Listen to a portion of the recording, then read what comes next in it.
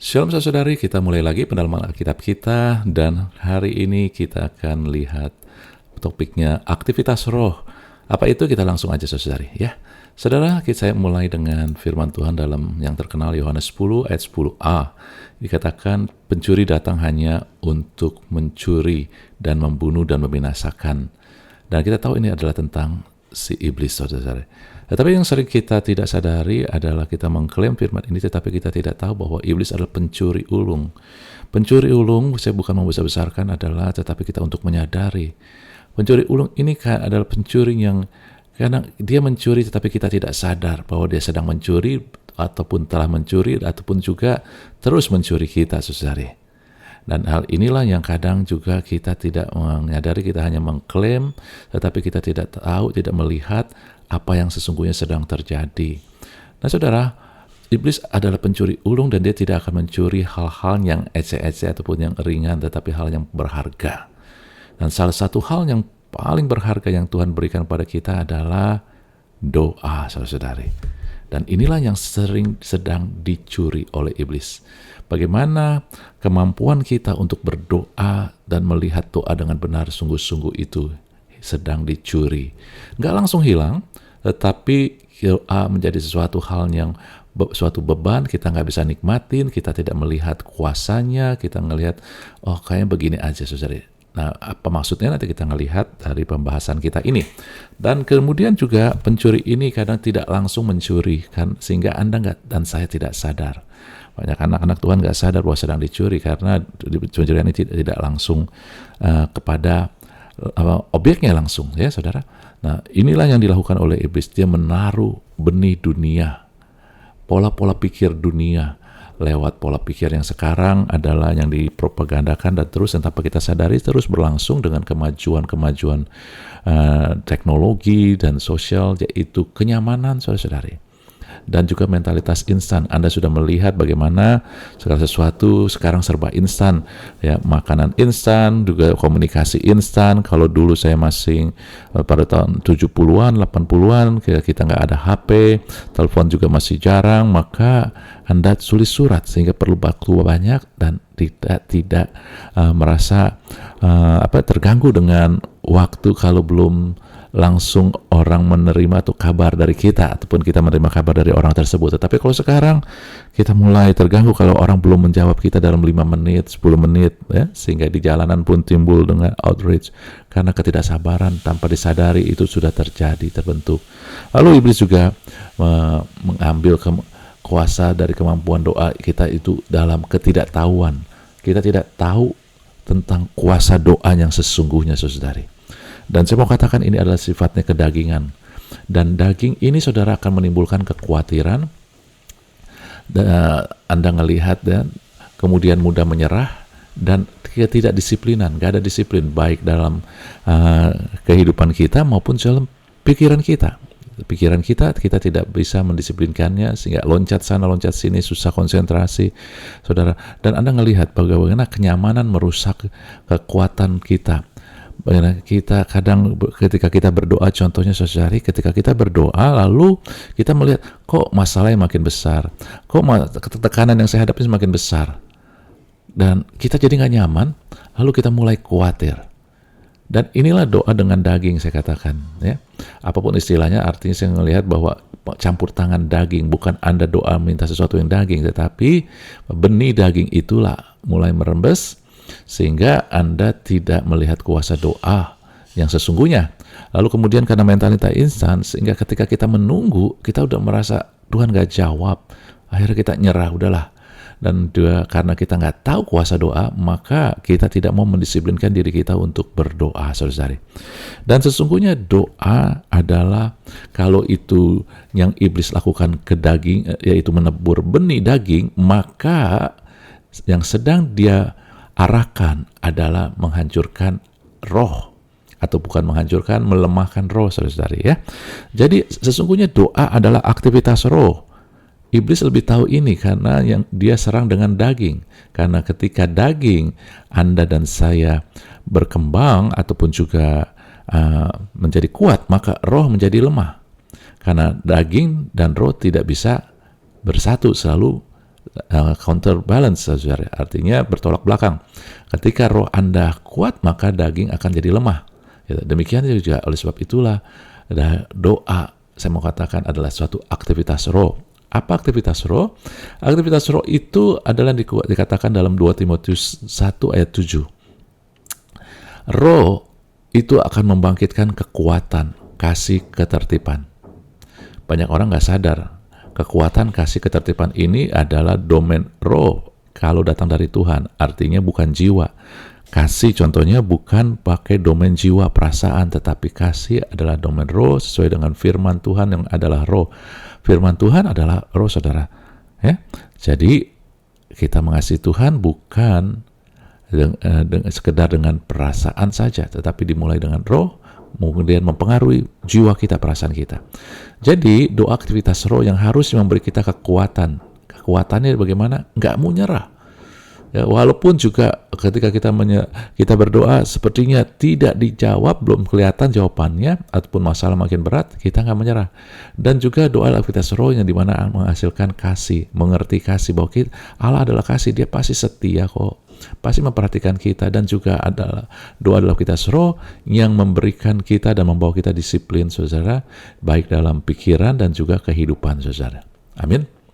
Nah, saudara, untuk itu kita harus mengerti hal-hal ini, ya, aktivitas roh ini kita ngelihat, ya, supaya ini kita memahami.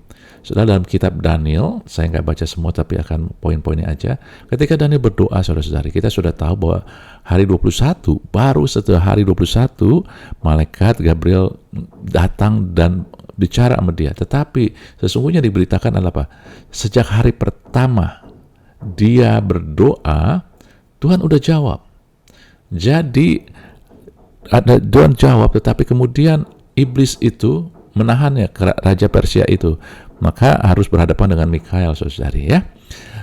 Itulah yang terjadi sesungguhnya. Jadi walaupun Daniel nggak melihat selama 21 hari ini, dia nggak melihat sesuatu apapun, tetapi sesungguhnya ada sesuatu terjadi di dalam roh. Demikian juga hari-hari ini ketika Anda melihat doa itu aktivitas roh, ada hal yang tidak kelihatan dengan mata, tetapi tetap ada sesuatu aktivitas kuasa roh, saudari. Kalau Anda tahu sejak hari pertama Anda berdoa ada kuasa yang terjadi, maka walaupun nggak kelihatan tapi kuasa roh, maka kita tidak mau mundur, tidak mau menyerah, saudari. Benar? Lalu kemudian lanjut, bagaimana di dalam Kejadian 25 tentang Yusuf. Istri Yusuf, ayat 21 Anda melihatnya merah, bahwa istri Yusuf ini adalah mandul, saudara. Dan berdoalah Ishak kepada Tuhan. Berapa lama dia berdoa? 20 tahun. Dia menikah umur 40, dia punya anak 60, jadi 20 tahun. Ya, mereka menantikan anak. Dan selama itu juga Yusuf berdoa. Saudara, bukan tentang lamanya saja, tetapi adalah Yusuf tahu melalui bapaknya Abraham, karena Tuhan berjanji kepada Abraham. Allah telah memilih Abraham, karena Allah mengasihi Abraham. Abraham adalah orang kafir, saudara, tetapi dipilih Allah. Jadi bukan karena dia hebat, karena Allah mengasihi, dan Allah itu setia. Ketika dia mengasihi, dia setia. Allah berjanji kepada Abraham untuk keturunannya menjadi seperti pasir di laut, di pantai, saudara, ya, dan bintang-bintang di langit, gitu. Oke, dan kenapa? Dan itu juga pasti terjadi pada Ishak sebagai keturunan Abraham. Tetapi Ishak mengalami 20 tahun tidak punya anak, saudara-saudari. Dan Anda ngelihat kenapa dia bisa bertahan 20 tahun? Karena dia percaya Allah itu mengasihi dia, sehingga memilih Abraham, memilih dia. Dan kalau Allah mengasihi pasti setia. Dia berjanji untuk menjadikan mereka memiliki keturunan yang banyak, maka itu pasti terjadi. Dan itulah yang membuat dia bertahan. Saudara, ketika Anda sadar Allah mengasihi, Allah pasti setia pada janji-janjinya, maka ketika kita belum melihat janji-janji itu terwujud, kita akan tetap bertahan berdoa, saudara. Itu dia. Kemudian juga Anda juga melihat pada cerita Daniel. Kita ngelihat kembali kepada Daniel. Saudara, Daniel dimulai adalah orang buangan yang dibawa ke Babel, saudara. Tetapi sejak saat awal dia berketetapan untuk mendisiplinkan kedagingannya. Pertama dengan makan, dia nggak mau makan yang hal-hal yang menajiskan, dia mendisiplinkan apa yang dia makan. Saudara, kita ngelihat Daniel berketapan itu, maka dia mulai. Dan dia mulai diberkati dengan memiliki hikmat, saudara. Karena ketika dia mendisiplinkan dagingnya, hatinya pun juga. Dan Anda sudah tahu bahwa hikmat Allah itu dimulai dengan memiliki hati yang benar, yang lurus. Maka hikmat itu datang. Demikian juga ketika Daniel bertapan untuk mendisiplinkan dagingnya, hatinya lurus, maka Tuhan memberikan hikmat. Dia lebih pintar, lebih cerdas dari yang lain, saudari. Dan bukan itu aja, saya mau katakan Daniel bukan itu, tapi Daniel meneruskan kehidupannya. Di dalam Daniel 5, saat itu Raja Daniel sudah menjadi pembesar, saudara. Ya, dia sudah diangkat jadi pembesar sejak dari Daniel 2. Dari Daniel 5, saudara, pasal 5 maksudnya, Raja mengundang para pembesar, ya, para istri, para gundik mereka. Ini Anda lihat, diulangi 2 kali, saudara, ya, untuk pesta, dan mereka pesta dalam kemabukan anggur, saudara. Ya. Apakah Daniel ada saat itu? Tidak ada. Daniel tidak hadir walaupun dia pembesar, karena dia tidak mau mabuk dalam anggur kedagingan dengan para, Anda ngelihat ya, para gundik istri disebut di sini maksudnya adalah hal-hal yang seksual gitu. Ya, jadi mabuk dan juga akhirnya seksual itu. Daniel nggak hadir. Dan ketika keadaan ini menjadi tambah parah kacau ceritanya gitu, maka ada jari tangan yang menulis, saudara, dan itu mengerikan. Lalu buktinya Daniel nggak ada, Daniel dipanggil, saudara. Daniel 5 ayat 13, dibawalah Daniel untuk menghadap. Artinya apa? Daniel nggak ada dalam kegiatan ini.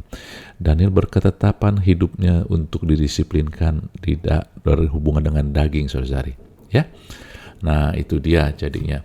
Jadi Daniel sejak awal berketetapan untuk mendisiplinkan dagingnya. Bagaimana caranya? Bagian besar cara daripada mendisiplinkan daging yang Daniel lakukan adalah dalam Daniel 6 ayat 11. Dia 3 kali sehari berlutut berdoa, saudara-saudari. Daniel mendisiplinkan dagingnya dengan disiplin dalam berdoa. Bukan hanya sekedar berdoa, disiplin dalam berdoa dengan kesungguhan. Inilah persistent prayer, saudara-saudari. Saudara-saudari, bukan tentang berapa kalinya, tetapi karena saat itu orang Israel berdoa 3 kali, maka Daniel mengambil waktu itu. Tetapi intinya adalah begini, saudara, Anda harus mengerti jiwa manusia, pikiran manusia. Kalau nggak dikasih rambu, tidak akan bisa disiplin. Misalkan kalau Anda tidak mengasih disiplin kepada tubuh Anda, misalkan kamu hanya makan sehari 3 kali, maka manusia bisa makan berkali-kali kan. Gitu. Kalau kita nggak kasih rambu ketetapan, artinya begini, kita ambil komitmen, saya mau berapa kali berdoa, misalnya boleh 2 kali, 3 kali, 4 kali, 5 kali, 6 kali, 7 kali. Kalau kita nggak bikin komitmen, maka kecenderungan tuh pikiran kita, daging kita adalah kita nggak akan lakukan atau kita akan melanggar, kita seenak-enaknya, nggak ada disiplin. Nah ini dia ya. Jadi pikiran kita, kedagingan kita harus dikasih rel. Bukannya Taurat, tetapi membantu daging didisiplinkan. Ya, bukan tentang berapa kalinya, terserah Anda mau berapa kali, tetapi bikinlah komitmen. Anda mau berdoa berapa kali, supaya apa tujuannya? Supaya tujuannya kita punya patokan dan kita lakukan. Itulah cara mendisiplinkan, saudari ya. Misalkan kalau Anda mau belajar, para pelajar, bikin komitmen, saya mau belajar sehari 5 jam, 4 jam, 3 jam.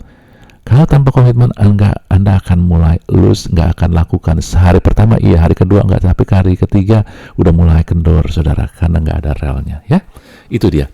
Jadi persistent prayer itu akan mengalahkan kedagingan dan memberi kepekaan pada dimensi roh. Karena doa adalah aktivitas roh, maka daging akan dikalahkan. Nah, saudara, ingat, yang dimaksud dengan daging bukan hanya hawa nafsu, tetapi daging adalah segala sesuatu yang melawan kasih, bertentangan dengan kasih. Kasih itu murah hati, tidak mementingkan diri sendiri, tidak sombong, saudara, tidak serakah, tidak menginginkan hal yang buruk terjadi pada orang lain. Jadi ini dia, daging adalah sesuatu yang melawan ya habitat kasih. Oleh sebab itulah akan menimbulkan hawa nafsu, keserakahan, kekhawatiran, kesombongan, dan hanya melihat yang kelihatan doang dan yang dimengerti. Sehingga akhirnya ketika kita berdoa, ya, kita nggak melihat sesuatu yang kelihatan, langsung kita ambil konklusi Tuhan nggak jawab, doa nggak berkuasa. Itu sedang dicuri, ya, pengertian kita pada doa ini. Dan itu akhirnya akan menggerogoti iman dan pengharapan ketika Anda mulai ngelihat, aduh, kayak percuma berdoa. Nah, iman Anda dan saya sedang digerogoti. Dimulai dengan kasih, digerogoti, maka iman dan pengharapan juga. Sedangkan ini adalah fondasi dari kehidupan orang percaya, iman, pengharapan, dan kasih. Sedangkan roh adalah yang menyalakan kasih, mengaktifkan iman, dan menghidupkan pengharapan. Tentu berbalikan. Jadi persistent prayer bisa saya katakan adalah, atau doa yang sungguh-sungguh, saudara, bukan hanya saya percaya Anda pasti mau berdoa sungguh-sungguh, tetapi doa yang sungguh-sungguh melibatkan roh. Aktivitas roh adalah yang mengaktifkan roh sehingga mengalahkan kedagingan, meminimais kedagingan paling tidak, dan memberikan kepekaan kepada dimensi roh yang menyalakan kasih, mengaktifkan iman, saudara-saudari, dan menghidupkan pengharapan. Amin. Saudara, di dalam Lukas 3 ayat 21-2, saudara, ketika Yesus dibaptis dan Yesus sedang berdoa, berdoanya bukan asal-asal, doanya dengan sungguh-sungguh, terbukalah langit. Artinya mulai dia lihat Roh Kudus, dimensi roh. Ketika dia berdoa sungguh-sungguh, mengaktifkan dimensi roh. Dan yang terjadi adalah dia dengar suara anak yang kukasih. Dia sadar tentang kasih Allah kepada dirinya. Dan tentunya dengar lagi, padamu aku berkenan. Maka saya percaya kalau itu terdengar pada Anda dan saya, maka Anda akan bangkit imannya. Dan Anda akan bersorak-sorai karena pengharapan Anda itu seperti ke suatu kepastian dan sudah Anda terima saat itu juga. Dan sesungguhnya itu juga yang kita terima karena kita ada di dalam Kristus. Tetapi kita mau lihat dulu, Yesus sedang berdoa dengan sungguh-sungguh.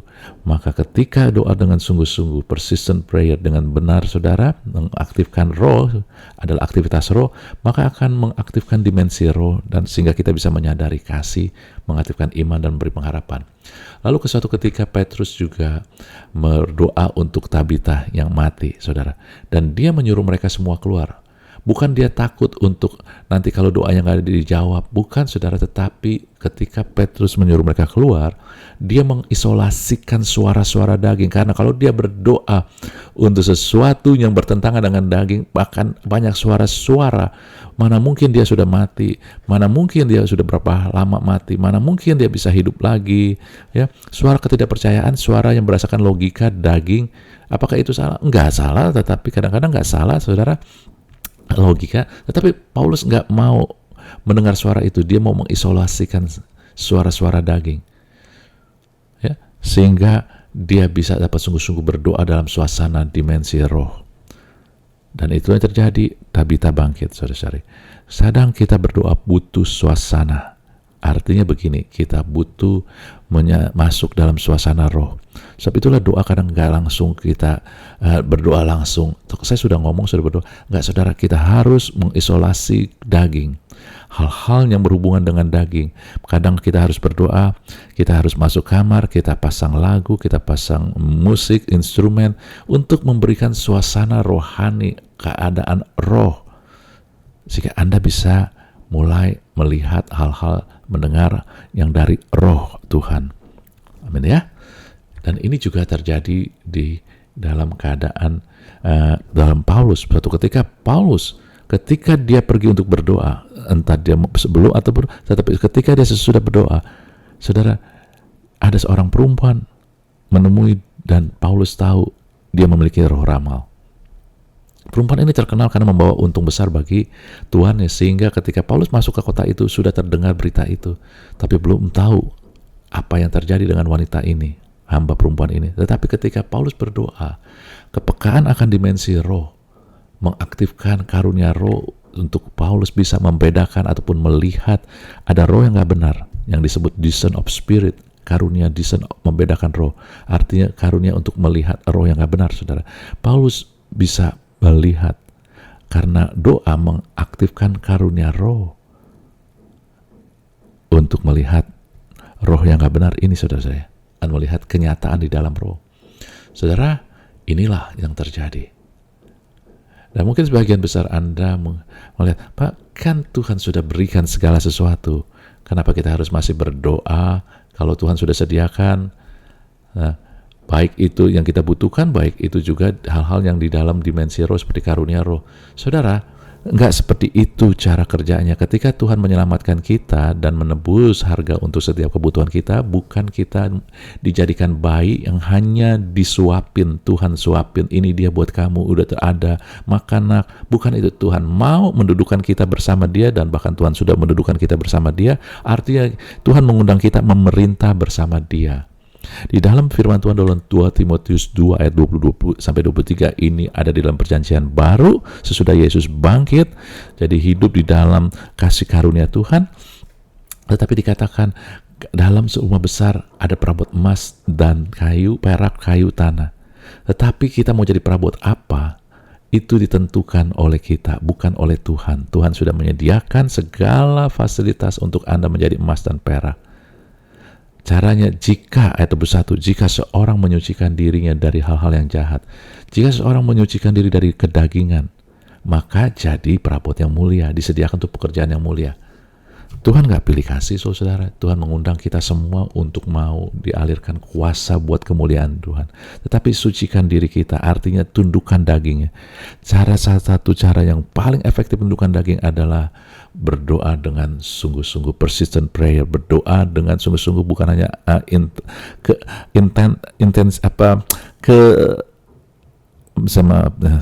satu kata yang saya ingat, bukan hanya tentang maksudnya, saya mau sungguh-sungguh berdoa, bukan, tetapi juga Anda mengerti apa yang sedang terjadi. Doa adalah aktivitas roh, doa memiliki kuasa, doa adalah kesempatan, privilege, bukannya suatu beban. Karena kita berkesempatan diberikan kuasa untuk menundukkan daging, kita diberi kesempatan untuk memerintah bersama Tuhan. Bukankah itu satu kesempatan, saudara? Nah, ketika Anda mulai memilih itu, maka daging akan berkuasa. Dan saya akan melihat bahwa manfaat hasilnya lewat keadaan Daniel. Dan ini ada pada bagian lain dalam Alkitab, tetapi saya akan melihat dalam kitab Daniel aja. Saudara, dalam Daniel 2 ayat 48, saudara, apa yang terjadi ketika Daniel mendisiplinkan dagingnya dengan berdoa secara disiplin, saudara, dengan benar, maka Daniel menjadi penguasa, mempunyai kedudukan tinggi. Hasilnya adalah ketika kita berdoa dengan sungguh-sungguh dan mengerti apa yang sedang terjadi, yaitu daging dikalahkan, ada aktivitas roh, sehingga menyalakan kasih, mengaktifkan iman, menghidupkan pengharapan, maka hasilnya adalah seperti Daniel, memerintah. Artinya memiliki otoritas untuk mengatur.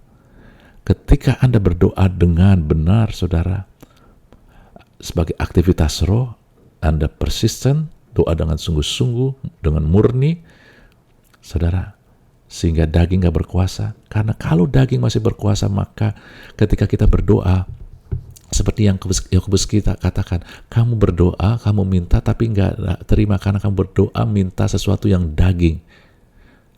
Ketika kita minta ke Tuhan gak berikan, karena kita minta daging. Lalu yang terjadi adalah kita mulai gak percaya, mana Tuhan gak doa sungguh-sungguh gak diberikan. Saudara, hal yang pertama yang harus kita lihat dulu adalah doa aktivitas roh yang mematikan, yang mengalahkan kedagingan, sehingga kita nggak minta hal yang daging, tapi kita minta hal-hal yang mengaktifkan kasih, membangkitkan iman, dan menghidupkan pengharapan kita, saudari. Amin ya, untuk mempermuliakan Tuhan tentunya. Jadi, maka hasilnya adalah kita bisa seperti Daniel, memerintah, dijadikan penguasa, mempunyai kedudukan tinggi, memiliki otoritas yang untuk mengatur. Kemudian juga Anda tahu bahwa ketika Daniel dimasukkan ke gua singa, contohnya ini, saudara, maka dia katakan malaikat-malaikat Allah, makhluk roh, mengatup mulut singa itu. Saudara, hasilnya mulut singa terkatup. Singa adalah lambang iblis. Dengan kata lain, ketika Anda mengerti tentang persistent prayer yang benar, maka itu akan membungkam suara tipu daya iblis.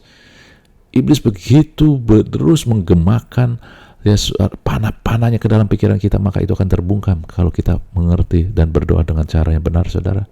Bukan dengan pengertian yang benar dan tahu kuasanya yang luar biasa.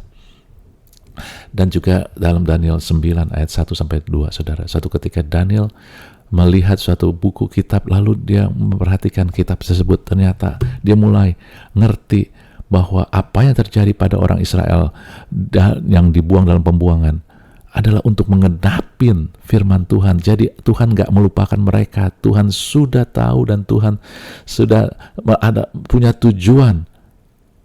Jadi dengan kata lain apa, saudara? Disingkapkan pengertian firman yang berlaku. Saudara, Anda dan saya sering baca firman, tapi tidak semua firman berlaku untuk saat itu dan keadaan Anda. Harus disingkapkan. Ketika kita berdoa dengan benar, kita ngerti, oh iya, firman ini yang Tuhan sedang hidupkan, sedang Tuhan perintahkan. Karena Yesaya katakan begini, firman yang keluar dari mulut Allah tidak akan kembali sia-sia, tapi akan mengerjakan apa yang Tuhan perintahkan dan berhasil kemana kusuruh. Jadi kalau Tuhan suruh, artinya ini dia yang berlaku saat itu. Ini yang berlaku pada keadaan ini. Ini yang berlaku dalam kehidupan Anda. Itulah tidak akan kembali sia-sia dan berhasil kemana Tuhan suruh. Jadi Anda dan saya butuh tahu firman mana yang berlaku, dan itu butuh disingkapkan, dan itu Anda akan mulai mengerti ketika Anda mulai melakukan persistent prayer, sehingga ada kepekaan roh. Anda melihat dimensi roh, daging juga mulai dikendalikan, dikalahkan, saudari.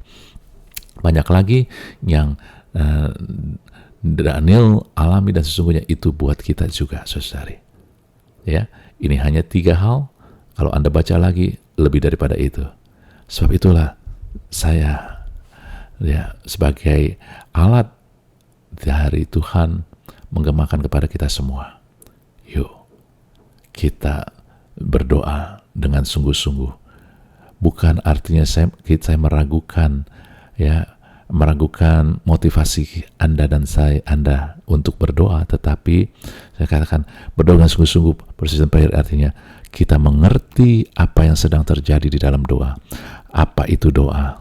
Saudara, doa bukan sesuatu beban. Doa adalah suatu privilege. Bahasa Inggrisnya, bahasa Indonesianya mungkin doa adalah suatu undangan yang memberikan Anda keuntungan. Kalau itu memberi keuntungan, kenapa kita nggak ambil? Kenapa kita nggak lakukan? Doa bukan suatu beban, sehingga banyak orang bilang, aduh saya udah berdoa. Saudara, berdoa bukan hanya sekedar meminta kepada Tuhan. Doa akan membuka dimensi roh dan mengalahkan kedagingan kita. Itu juga terjadi. Amin. Ikuti terus dalam Alkitab kita ini beberapa saat tentang doa, karena doa adalah suatu esensi dasar yang Tuhan berikan kepada kehidupan orang percaya, dan karena diberikan sebagai esensi dasar itu adalah hal yang luar biasa. Amin. Kiranya Tuhan memberkati kita semua. Haleluya.